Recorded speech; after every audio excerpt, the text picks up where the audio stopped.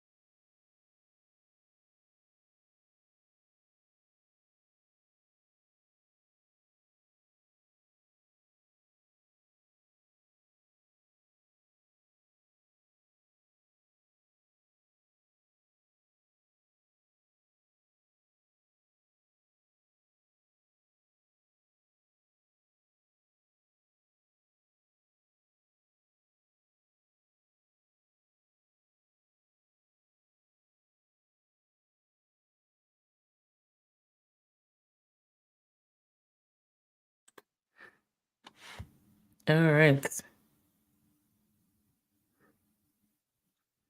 Welcome to Fix It Finance. Today we are working through some Q&A.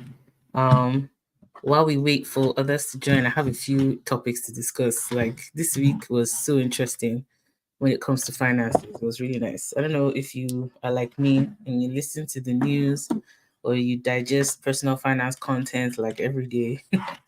Anyways, so if you're here, thank you for joining. Welcome. Invite others to join, share the link, and let's get right into it. Alrighty. So just as an instruction, or I guess for instruction purposes, if you are here and you want to ask a question, add your questions to the comment section and then we would go from there. And of course, if you're brave enough and you want to jump on, we can make that happen as well. Okay. If you can hear me clearly, maybe just type in the comments that yes, we can hear you. Just making sure that you can hear me. Okay.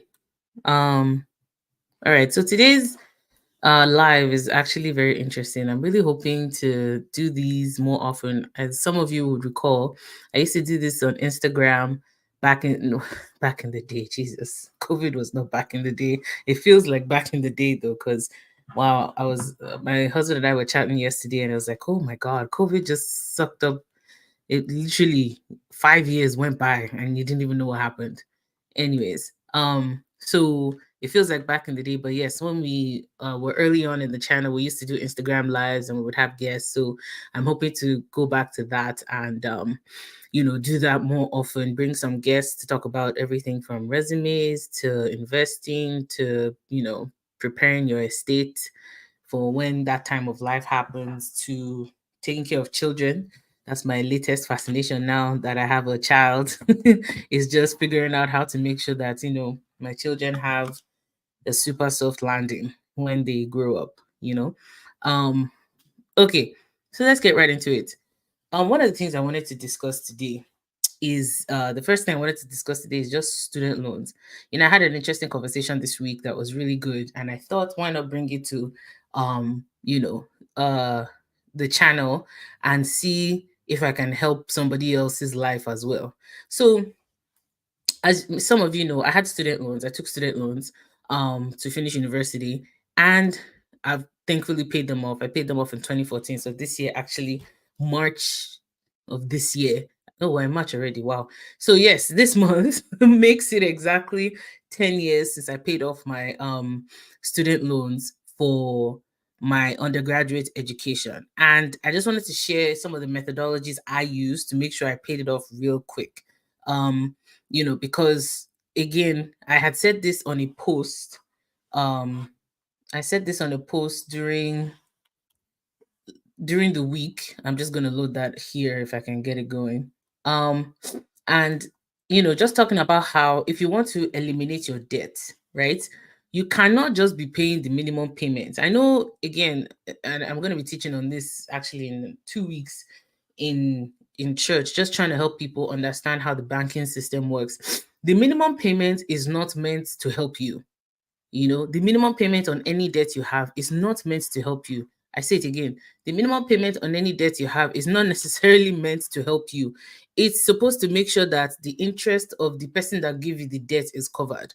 So, for example, you loan $10,000, you pay off, you pay, let's say $100 a month, or your interest rate is what? Let's say your interest rate is 5%, right? Which is conservative these days. You pay that off, you pay your minimum payments every month, and before you know it, you look up 10 years and you've not made any dents in the 10,000. In fact, you owe more safe because interest on interest has probably piled up depending on how low your minimum payments were. So one of the things you want to make sure you're doing whenever you're looking at your student loans is to make sure that one, what is the interest payment? How do you go about calculating what the interest payment is? So I'm just going to pull up my calculator real quick and give you guys an understanding of what it is I'm talking about. Just give me 2 seconds. Okay. So you have your student loan. Again, let's assume you have a student loan of $60,000. Then just assume, I don't know, 15,000 a year is pretty standard for room and board, tuition, and whatnot. I'm sure it's probably higher now, but let's just say 15,000 a year. So you finish your 4 years, you have $60,000 worth of debt. The interest rates, last I checked, is let me see. Because I really want us to work through this example so you have a really good understanding of what we're talking about. So it's usually prime plus 1. So let's just say the interest rate right now is okay, it's not pulling it up quick enough for me. So I'm just gonna go with 6% just to keep it nice and quick. Okay, so in a year, right, your $60,000, let's assume you've not paid anything on it. You're starting, this is January 1st, and you're wondering, okay, how do I plan this out? $60,000 times your 6%, right? On this $60,000, your interest is going to be $3,600 for your first year. Just assuming, so again, no payoff yet, no nothing yet. We're keeping it simple. So this is simple interest we're doing now. We're not doing compound or anything. So now this 3,600, let's divide it by 12 months. Oops. I multiplied, my bad. So 60,000, just work with me, times 0.06 divided by 12. So in a month, if your minimum payment in a month is $300 or less, you are not paying enough on this student loan. You are not paying enough. So because when you pay that 300, let's say you even say, okay, I'm going to pay $300 a month. All you are covering is the interest. You are not paying anything on your $60,000 yet, right? So before you even start to say, Jack, whatever, you're not even touching the 60K yet. You understand? Now, God forbid, because of struggling or whatever, you decide, okay, even this 300, I don't want to pay it. I want to pay 250. So what would then happen is you're not even covering the interest. So now you have an additional $50 per month that's going to keep climbing on top of that 60,000, right? So in order to understand it, you have to make sure that on this 60K, the minimum you can pay in order to even start to see an effect on the 60,000, in my opinion, in this kind of situation. Say I was working with a client, they had $60,000, their interest rate was 6%, and they were working through these loans. The minimum you should be paying ideally is $500 on this. So at least $200 is going towards the 60,000 each month. And of course, as you pay it off, because the interest is calculated on the last balance, right? So let's say you pay 500 this month, then the interest is only calculated on 59,800, So that starts to really build up. However, if you really want to decimate this 60K, in an ideal world, I would propose, for example, what I did personally was I set it up in such a way that, my student loan was not up to 60,000. Thankfully, my dad helped me with quite a bit of my tuition. So, $250 was what was coming out of my check every single paycheck. So every 2 weeks. So the minimum I was paying on my student loans, and I had, when I was done, I think I had about $11,000 ish. Was it? I don't remember. I have to go check. 13? I don't know. I have to go check. But basically, I was paying $250 every single check from on top to my student loan. The minimum payment I had to pay was about $120. So I was literally paying times like 4x of what that amount was, such that I was able to really speed it up and pay it off. So, as much as possible, if you want to, and this applies to any debt you want to decimate, any debt you want to get rid of, you know, the minimum payment is not so they can have mercy on you and show that, oh, okay, she's struggling, let's give her the minimum payment. No, the minimum payment is just to make sure their interest is covered. They are not you have to make extra payments in order to actually move the debt, to move the needle on the debt. Okay, that takes care of my student loan topic that I wanted to talk about. The next thing that I was going to discuss today is net worth goals. So how do you set net worth goals? So I used to be very obsessed with, not very obsessed, that's, I used to check it a lot in terms of how was our net worth increasing or decreasing based on how we were doing overall financially. So as you know, we started out negative because we had, different types of debt: line of credit card, student loan, vehicle loan. So we had different types of debt. So we started out negative, right? And over the years, we've worked our way through taking it from negative to positive and now adding it on every year. And calculating your net worth is such a good motivator because you can see the whole picture and see how you're growing holistically, you know? So how do you set net worth goals? One of the things we did that worked for us is we said, okay, this is our net worth today. How much do we want it to be? We didn't do it by month or by quarter, we did it by year. So, and multiple years. So it's okay. And we try to increase our net worth by a certain amount every 3 years. That's how we do it, or at least that's how I set it up based on our household finances. Is okay every 3 years. So we started in 2020, and of course we measured in end of 2023, and the goal we had set, thankfully we hit it. So now we haven't set it yet, but we're going to set another goal to hit. Actually, that's a lie, we've set it, we just haven't written it down. We're going to set another goal to hit by 2026, then another goal by 2029. So we do it on a rolling 3-year basis. So because that saying, there's this particular saying that I share a lot whenever I do presentations. It's by Bill Gates. He said a lot of people overestimate what they can do in a year, but they underestimate what they can do in 10 years. So when you're setting your net worth goals, make sure that, try as much as possible not to limit it to to try not to limit it to just, by the quarter or by the month. Give yourself some time to actually gather. So like I said, we started in 2020. Actually, we started in 2017. That was when we were in the negative. Then we had a goal to increase it to a certain amount by 2020, which we hit. Then we had another goal by 2023, which we exceeded. Then we have another goal by 2026. And by God's grace, we will more than exceed that one too. In Jesus' name, amen. So that's just a way you can actually measure, so you don't put yourself under too much pressure. For example, different things happen. For example, in between 2020 and 2017 and 2020, I went back to school. So we knew our net worth was not going to necessarily grow that much. But that doesn't mean you stop measuring, because in the years when I was going back to school, our net worth was basically flat. It did not move. So you have to keep going and you have to give yourself time, So if you don't remember anything else, remember this saying: a lot of people overestimate what they can do in a year, but they underestimate what they can do in 10 years. So when it comes to your net worth goals, I would say give yourself some time. maybe on a rolling 2 year basis, on a rolling 3 year basis. For example, I'm currently on maternity leave, right? So by the time we get to 2026, some of the goals we've given ourselves time to be able to catch up. Okay.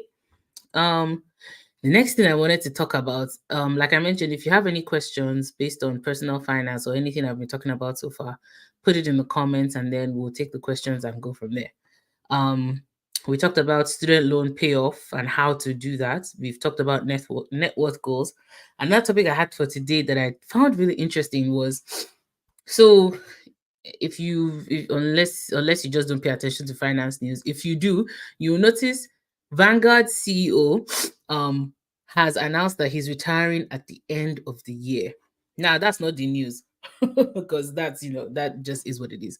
I have a few thoughts on why I think he's retiring, but that's just my own theory. That's not why we're here. What really got me about this story, and I'm going to share it, is because, so first of all, who is Vanguard? Vanguard they're an investment house. I call them an investment house. They are a company that they actually were the guy who started Vanguard was actually the one who created, if I recall correctly, he was the one that created the mutual fund that we have today, and he was the one one of the reasons I really love Vanguard as a company. They are a customer first centered organization. Like I have a few ETFs with them, and I really like them as a company in general. They really, really, really, really opened up, investing to the everyday person, like the everyday man. The person that doesn't want to understand options or this type of bonds or all these other unnecessarily complicated financial topics. Vanguard really came together and put, okay, what can we help the average family, the person that's not Warren Buffett, you understand, and help them invest, and how would they be able to do it successfully. So for that, hats off to them. They've done a fantastic job. So the news, when I was reading it, I was like, now wow, you really think that everybody out here is really going after their coin, but it's not the case. So let me share my screen so you can see what I'm seeing. Okay. Okay. So when it comes to Vanguard, like I said, he's retiring at the end of this year, but this is what really caught my eye. It says in his 7th year as CEO, they have scaled. So he's been CEO for roughly this time. He's been with the company more than 30 years, but he was CEO for the last 7 years. He said they have scaled our mission to more than 50 million investors, right? And in my mind, I was like, wait, 50 million, query? Like the Vanguard only has, not only 50 million is a lot of people, but this is not about Vanguard, right? It's about the fact that the US has over 331 million people. Mexico has 127 million. Canada has roughly 40 million. If you add those numbers together, that's almost 500 million people, right? And Vanguard only has 50 million customers. Now, there are different investment houses. There's Fidelity, there's Vanguard, there are different ones. So let's even assume, because Vanguard is one of the biggest ones, right? BlackRock iShares, I think, is number one. Then it's Vanguard, then, the Fidelities and co. So in terms of market share. So imagine if, let's say, BlackRock iShares has, they're a little bigger. So let's just say they have 70 million. Fidelity has 50 million, and then let's just say between the rest another 50 million. And in my mind, I was like, wait, that's just North America, that's not the rest of the world. Keep in mind, they have customers from across the world. Only 50 million people are not currently invested with Vanguard, and that number just really shocks me, because it's like, okay, how there's so many people, that means there are a lot of people that are either not investing, right, or just I don't know. I don't know. This number really it really, really shocked me. Like, okay, how come they only have 50 million people currently as customers? So if anything, that should give you some sort of pause. That should make you think and say, okay, wait, where am I on this spectrum? Like if you're there and you're currently not investing or invested, you should probably start asking yourself some questions, and it supports the number, especially when you look at some of the statistics of the amount of people that are invested in their 20s, in their 30s, or in their 40s. And it's not just about starting to invest, it's about actually continuing, because sometimes you would hear speakers like myself and other personal finance speakers, you'll be gingered for like 2 minutes. You go, you set up an investment account, you put in $1,000, and that's it. You don't add any more money to it for another 5 years. So I don't know. I just wanted to encourage us, or encourage anyone that ever listens to this video, start investing and continue investing. Like, they are very, from what I'm hearing or for what I'm seeing in this news, the investors are not that much, or at least they could be more. So please, please, please, please, please, you know, don't. And just because you jumped on Robinhood that back then and invested in GameStop, or you invested in this one, that doesn't make you an investor. You have to start and you have to continue. So okay, I see that we have some more people. So if you have questions, like I said, just put it in the comments and then we'll go from there. If there are no questions, I'll just continue on the topics that I have. So we've talked about student loan payoff, and the importance of increasing your payments, and how the minimum payment is really not for you. It's not to help you. It's to make sure that their interest is covered. We've talked about how to set net worth goals. I quoted Bill Gates saying a lot of people overestimate what they can do in 1 year, but they underestimate what they can do in 10 years. So in our family, we use a rolling 3 years to calculate our net worth, and to see and to set goals for our net worth. Basically, we started in 2017, at which point we were negative, and we had a goal to increase it, to a certain amount by 2020, which we hit. Then we had another goal for 2023, which I calculated recently, and we hit. And then we have another goal for 2026. So a rolling 3 years. So you can also do a rolling 3 year, rolling 2 years, rolling 5 years. And that gives you time, and it also allows you to have life happen. Like I mentioned, between 2017 and 2020, I went back to school. So, net worth increasing was quite flat. Between 2020 and 2023, both of us had job changes and whatnot. And now between 2023 and 2026, I'm currently on mat leave. So some of the goals we've set factors that in. So, on a rolling 3 year basis when it comes to setting your net worth goals.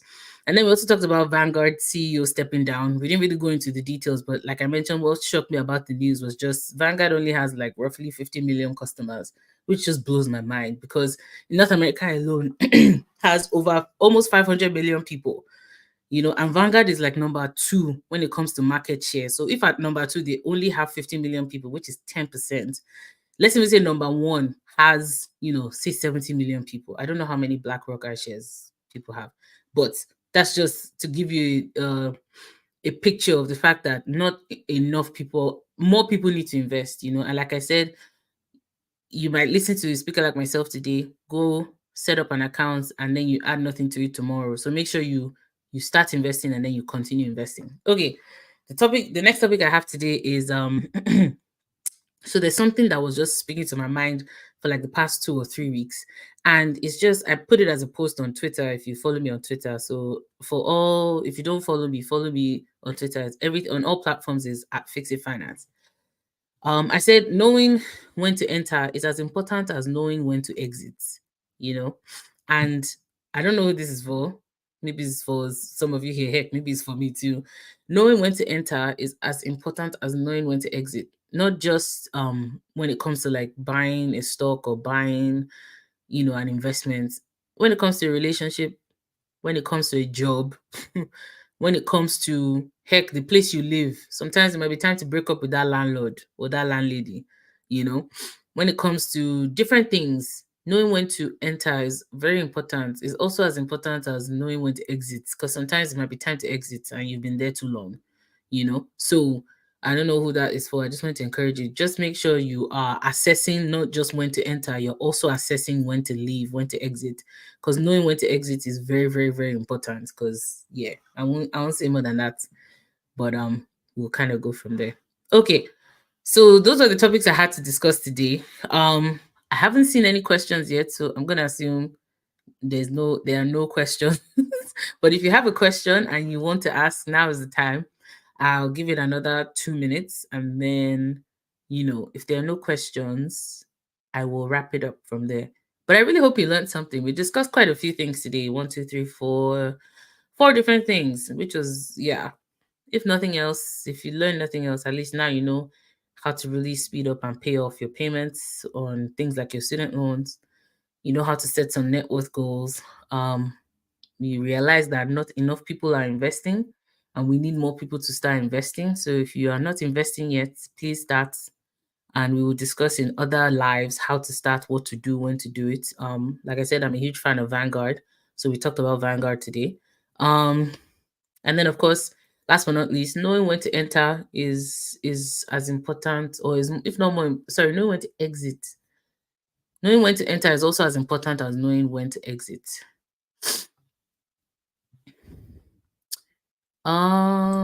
So Toast, ooh, I love that picture. Ah, this girl is just wonderful. Toast Create says, can you share more about how you found your rolling net worth calculation? Good question. So again, what I would mention is the quote from Bill Gates, right? That I started with was, a lot of people overestimate what they can do in 1 year, but they underestimate what they can do in 10 years. So that's the methodology I took into planning our net worth goals. So I was like, okay, because when it comes to our budget and whatnot, I would not necessarily obsessed over it, but like you look at it all the time, you're tracking your expenses, blah blah blah. And sometimes it might seem as if things aren't moving, you know. So for example, this month you didn't save as much as you wanted to and whatnot. So one of the things we came up with was to go on a rolling 3 years, because we're like, okay, 3 years is a good enough cycle, you know, and it's a good enough time to have seen to it's a long enough time to be able to gather, you know. So I mentioned we started in 2017. So we set a goal for 2020, then we set a goal for 2023. We've set goals for 2026, you know. Between 2017, when we started as negative, to 2020, we had we started out negative because we had debt, and I also went back to school, you know. Um oh, okay. How do we do the 3 year calculations just planning it? Um I would love to tell you that there's some super hyped methodology or something super intense that I do, but no, to be honest, we just kind of pick a number based on where we are at right now. There's no real we try to simplify it. As you know me, when it comes to fixed finance, everything is as simple and as, you know, down to the easiest way to do it. So for example, let's say we set a goal. For example, we set a goal that, okay, by 2026 we want to own 3 rental properties. Let's just say that's one goal, right? How we'll get there based on where we're at right now, we know, okay, if we continue saving this amount each month, we can get there doing, by the time we multiply this, okay, for down payment, blah, blah, blah, this is where we'll get to, you know. So we don't have any, I don't put any science to it. It's more of a, no, it's not, network calculation is not complicated at all. Literally, this, let me paint you a picture. When we set one, we literally just put, I said, you know what? Based on where we're at right now, I think we can hit $250,000 by X amount of years. You understand? That's just a conversation that will happen in our household. And then we'll look at each other and be like, oh, yeah, I think we can do it. Yes, we can do it. And then we'll set it at, because for me, I see it as this way. Obviously, you have to be realistic when you set it. If you set a goal, oh, I'm going to hit $1 million in the next 2 years, you know, unless you have maybe one crypto that's going to blow, or you have some sort of means to get there, it's likely not going to happen. So, of course, you want to be realistic in your goal, but setting a realistic goal of, okay, say you want your net worth to increase by 50,000 every single year, or you want your net worth to increase by 20,000 every single year, so that by the time you get to 3 years, you're at 60K increase, you know. So, you kind of have to find the amount that works for you. So, I'm sure there are methods out there, and I'm sure, you know, they go deep and they go really intense. For us, that just doesn't work for us. We like to dream a little, and for us, it's almost a dream number. Not almost, it is a dream number. But like, can we hit, you know, let's say $500,000 by 2030, for example, you know, and let's see how we're going to work towards it and get there. Even if you don't land there, at least you'll be at 400 and something thousand, is still something, you know. So for us, our net worth number is more of a dream number slash, and I can walk you through different ways to calculate and whatnot. But for us, that's just the method we've chosen. Like, okay, we just want to leave it a little more open. And we do everything in our power to get there and to exceed it each time. So, yeah. Thank you for the question. I appreciate it. Net worth calculations are not complicated. If you ever want to know how to calculate your net worth, it's basically what you own minus what you owe, or your assets minus your liabilities. So basically, you own a home that's worth 500K, you have a mortgage of 300K on it, your net worth is 200,000. 500,000 minus 300,000.